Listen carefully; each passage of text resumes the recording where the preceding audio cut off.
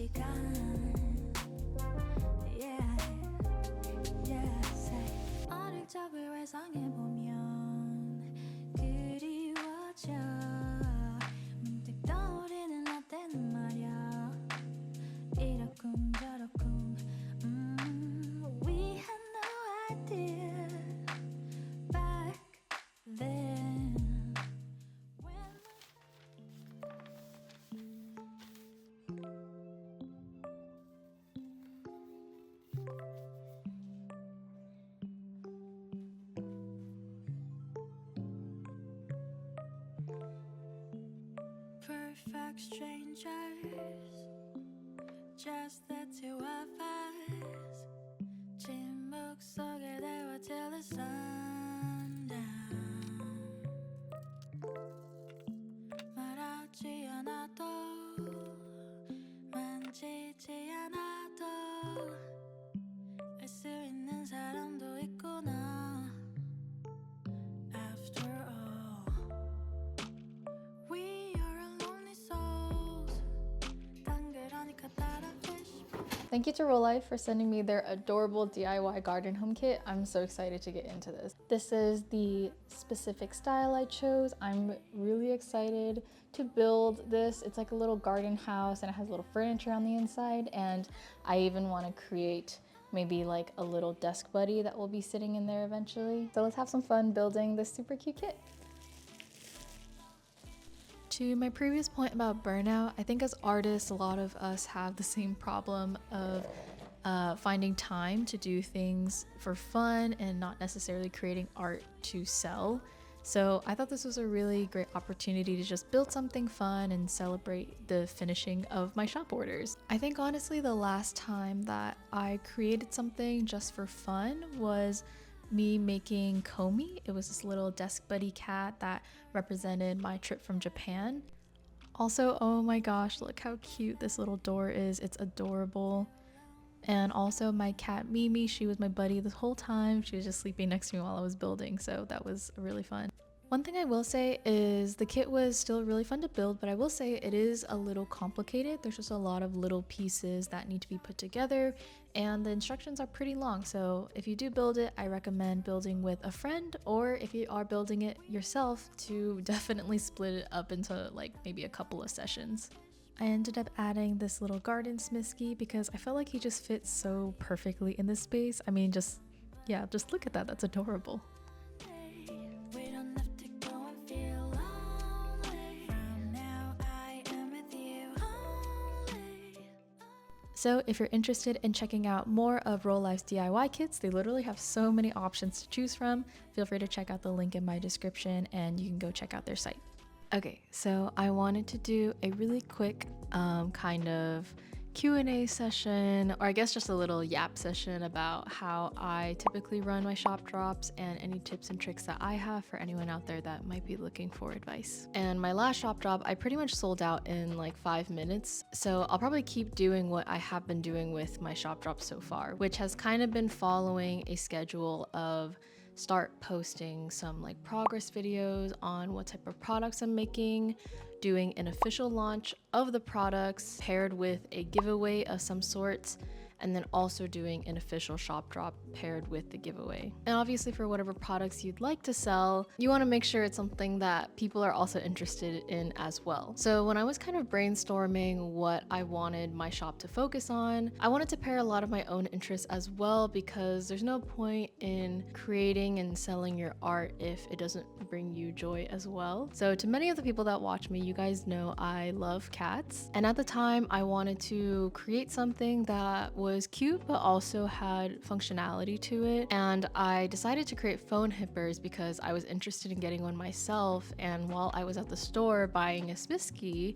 I thought about buying a Smisky hipper as well, but they were sold out and they're very frequently sold out. So I thought, oh, I bet a lot of people have the same problem as I do, and sometimes like I'm just really picky, so why not create a kitty phone hipper? So that sparked a whole new design series that I created where I made my own kitty phone hippers, and it was a 6-part series, and each kitty essentially represented an important part of my own personality. And I think creating that story, it helps people relate to your product and you as a person, and naturally that's going to draw people in. So now that I had the story down and people were starting to watch, so that's when I created the first giveaway after I finished the 6-part series. And people really loved it, and then that essentially set me up for success if I wanted to do a shop drop. I definitely wasn't expecting the traffic that I got from that first like giveaway video and the 6-part series, so it was a really cool experience, and I definitely learned a lot too in the whole process. But I honestly think like a lot of the important aspects of it were storytelling and making sure that you organize and schedule all your content really well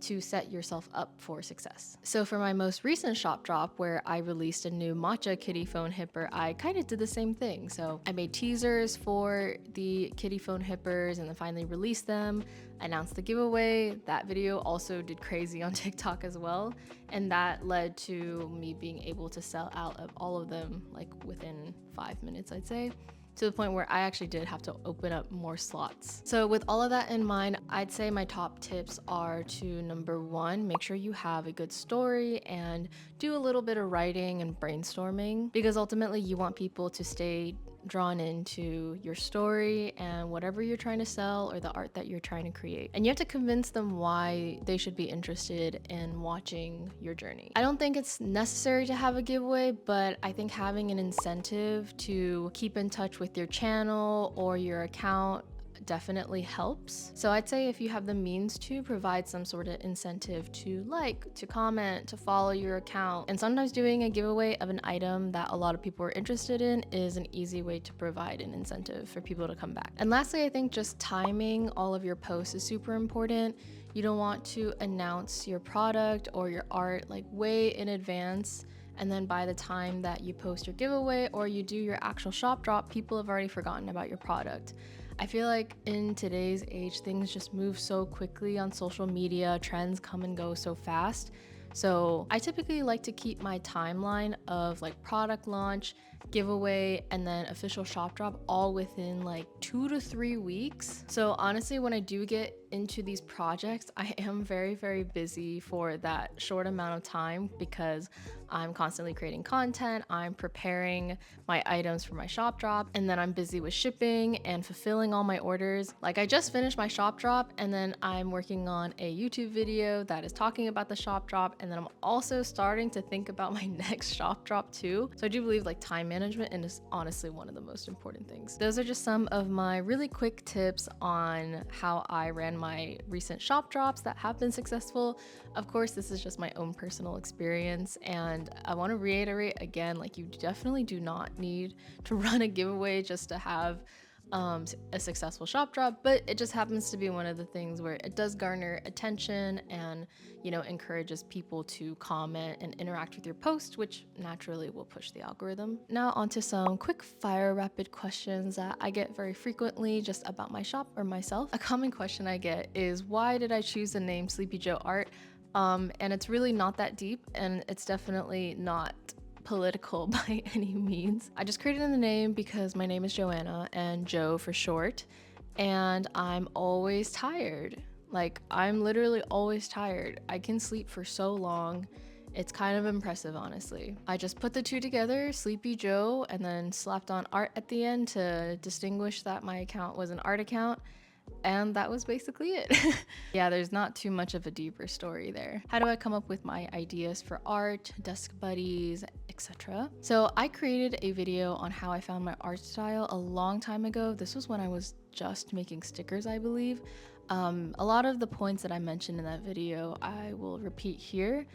I honestly just take the things that I enjoy in life that make me happy, and I create art out of it. As for your own personal style and art, that'll just come with time and you experimenting. I believe that as an artist, your style is a culmination of all your experiences and other artists that you appreciate and look up to. So I definitely can see other people's styles within my own style.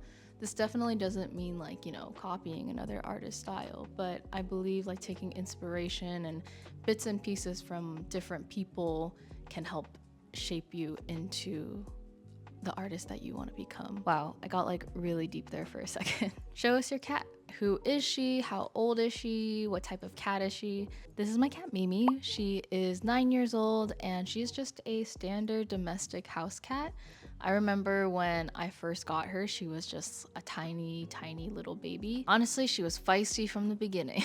A lot of people like might not realize because she's not shown too much on my videos, but she is a yapper.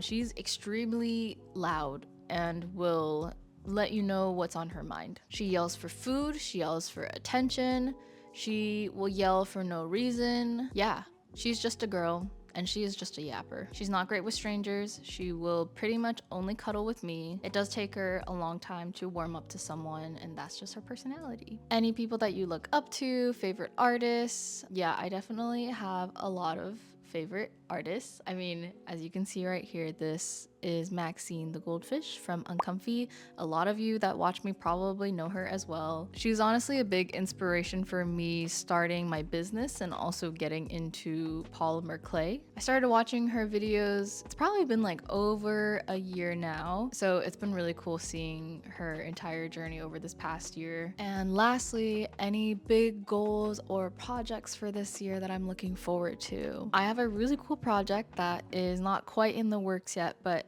my goal is to, I guess, publish it or release it by my birthday of this year, which is September 29th. I will be turning 25. That's a big milestone also. I'm planning on creating a blind box series. I won't be working with any manufacturers. I'll be doing everything completely myself. So that comes to the box design and also the products that are inside the box. They'll just be polymer clay like desk buddies or possibly phone hippers as well, since I've been enjoying making those. I want to release a whole like blind box line, and I think it'll be so fun. I'm really looking forward to doing the design on the box as well and get more experience with like using Illustrator and things like that. So that's a huge project I'm really looking forward to. I definitely have some goals and milestones that I'd like to hit with like this YouTube channel and my other social media accounts. They are like numerical goals, but it's kind of more like if I hit them, it's great, and if I don't, then it's whatever. It's more about the whole journey and the whole process. I'm more focused on like my projects that I create. Thank you again for watching this video. I know this was a pretty short vlog, but I did get super overwhelmed with shop orders, which I'm also very, very grateful for. But I appreciate you stopping by, and I'll see you in the next one. Bye.